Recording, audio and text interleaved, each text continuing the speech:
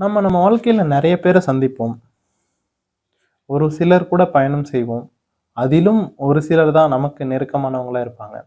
அவங்களுக்காக ஒரு சில வரிகள்ல ஒரு கவிதை. பருவத்திற்கு பருவம் இறந்து பிறக்கின்ற ஆணும், பருவங்கள் மாறியும் நிலை உணர முடியாத பெண்ணும், இவ்வுலகில் சபிக்கப்பட்டவர்களே. பருவத்திற்கு பருவம் இறந்து பிறக்கின்ற ஆணும், பருவங்கள் மாறியும் நிலை உணர முடியாத பெண்ணும், இவ்வுலகில் சபிக்கப்பட்டவர்களே. விளக்கம் சொல்லிடுறேன். ஆண் கண்ணீரை விழுங்கி கல்லாய் நிற்பவன். ஆண் கண்ணீரை விழுங்கி கல்லாய் நிற்பவன். வலியை வலிமை என பெயர் மாற்றிக் கொள்பவன். வலியை வலிமை என பெயர் மாற்றிக் கொள்பவன். ஒவ்வொரு வயதிலும் ஒரு கனவை அடக்கி மறுபடியும் பிறக்கின்றவன். ஒவ்வொரு வயதிலும் ஒரு கனவை அடக்கி மறுபடியும் பிறக்கின்றவன். சமூகம் எப்போதும் ஆணை ஒரு வலிமையான பிம்பமாகவே பார்க்கிறது. சமூகம் எப்போதும் ஒரு ஆணை வலிமையான பிம்பமாகவே பார்க்கிறது. இதில் இறந்து பிறக்கிறான் அப்படின்னு சொல்லியிருப்பேன். ஒரு ஆண் தன் ஒவ்வொரு பருவத்திலும் தனக்கு பிடித்த ஆசைகளையும் கனவுகளையும் குடும்பத்திற்காகவும் சூழ்நிலைக்காகவும் தியாகம் செய்கிறான். ஆமாங்க, ஒரு ஆண் தனது ஒவ்வொரு பருவத்திலும் தனக்கு பிடித்த ஆசைகளையும் கனவுகளையும் குடும்பத்திற்காகவும் சூழ்நிலைக்காகவும் தியாகம் செய்கிறான். ஒரு கனவு சாகும்போது அவன் அடுத்த கடமைக்காக மறுபடியும் மீண்டும் பிறக்கிறான். ஆண் அழக்கூடாது என்ற பொது புத்தியால் அவன் தன் கண்ணீரை வெளி உலகத்திற்கு காட்டாமலே விழுங்கி விடுகிறான். உணர்ச்சியற்ற கல்லை போல நிற்க வேண்டிய கட்டாயத்திற்கு தள்ளப்படுகிறான். உணர்ச்சியற்ற கல்லை போல நிற்க வேண்டிய கட்டாயத்திற்கு தள்ளப்படுகிறான். வலி ரணம் மட்டுமின்றி அழுகையும் அனைத்து உயிர்களுக்கும் பொதுவானது தானே. வலி ரணம் மட்டுமின்றி அழுகையும் அனைத்து உயிர்களுக்கும் பொதுவானது தானே. அதில் ஆண் மட்டும் விதிவிலக்கா? பெண் உள்ளம் முழுவதும் புயல் வீசினாலும் வெளியில் நிலவாய் சிரிப்பவள். பெண் உள்ளம் முழுவதும் புயல் வீசினாலும் வெளியில் நிலவாய் சிரிப்பவள். பருவம் மாறும், ஆனால் அவள் சுமைகள் மட்டும் மாறாது. பருவம் மாறும், ஆனால் அவள் சுமைகள் மட்டும் மாறாது. எத்தனை காலங்கள் மாறினாலும் பெண்களின் மீதான பொறுப்புகளும் மன அழுத்தங்களும் குறைவதே இல்லை.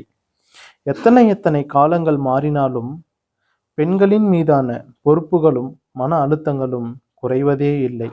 மனதிற்குள் 1000 போராட்டங்கள், வலிகள் மற்றும் குழப்பங்கள் புயலாய் இருந்தாலும், மனதில் 1000 போராட்டங்கள், வலிகள் மற்றும் குழப்பங்கள் புயலாய் இருந்தாலும், குடும்பத்திற்காகவும் மற்றவர்களுக்காகவும் முகத்தில் மென்மையான புன்னகையை நிலவு போல் ஏந்தி நிற்கிறாள். அவள் ஒரு பருவத்தில் இருந்து அடுத்த பருவத்திற்கு மகளாய், மனைவியாய், தாயாய் மாறினாலும் அவளது உழைப்பும் தியாகமும் அங்கீகரிக்கப்படாமலேயே ஒரு சுழற்சியாகவே தொடர்கிறது. சமூகத்தின் முரண். சமூகம் எதை நீதி என்று சொல்கிறதோ அது உண்மையில் மனித உணர்வுகளை கொள்வதாகவே இருக்கிறது. சமூகம் எதை நீதி என்று சொல்கிறதோ அது உண்மையில் மனித உணர்வுகளை கொள்வதாகவே இருக்கிறது. அன்பு காட்டுவதை ஒரு பலவீனமாகவும் அழுவதை ஒரு கோழைத்தனமாகவும் இவ்வுலகம் பார்க்கிறது. மனிதர்களை உயிரோடு இருக்கும் சாம்பலாகவே மாற்றுகிறது. அந்த பார்வை மனிதர்களை உயிரோடு இருக்கும் சாம்பலாகவே மாற்றுகிறது. உணர்வுகள் எரிக்கப்பட்டு வெறும் உடலாகவே நடமாடும் நிலையை இது உணர்த்துகிறது. நம்பிக்கையின் நெருப்பு. சாம்பலில் இருந்துதான் பீனிக்ஸ் பறவை எழுவது போல, சாம்பலில் இருந்துதான் பீனிக்ஸ் பறவை எழுவது போல இந்த வலிகளையும் தியாகங்களையும் சுமக்கும் மனிதர்களிடம் இது ஒரு புதிய மாற்றம் பிறக்கிறது. சாம்பலில் இருந்துதான் பீனிக்ஸ் பறவை எழுவது போல இந்த வலிகளையும் தியாகங்களையும் சுமக்கும் மனிதர்களிடம் இருந்தே ஒரு புதிய மாற்றம் பிறக்கிறது. தங்கள் வலியை உணர்ந்து அதை வலிமையாக மாற்ற தெரிந்தவர்களே இந்த உலகத்திற்கு புதிய அர்த்தத்தையும் அன்பின் உண்மையான மதிப்பையும் கற்றுக் கொடுக்கிறார்கள். தங்கள் வலியை உணர்ந்து அதை வலிமையாக மாற்ற தெரிந்தவர்களே இந்த உலகத்திற்கு புதிய அர்த்தத்தையும் அன்பின் உண்மையான மதிப்பையும் கற்றுக் கொடுக்கிறார்கள். இக்கவிதையின் மூல கருத்து, உணர்வுகளை வெளிப்படுத்துவது பலவீனம் அல்ல. உணர்வுகளை வெளிப்படுத்துவது பலவீனம் அல்ல, அது ஒரு புதிய மாற்றத்திற்கான தொடக்கமே.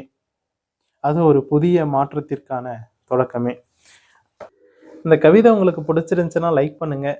உங்களுக்கு பிடிச்ச வரிகளை கமெண்ட் பண்ணுங்க. உங்களுக்கு பிடிச்சவங்களுக்கு இந்த கவிதையை ஷேர் பண்ணுங்க.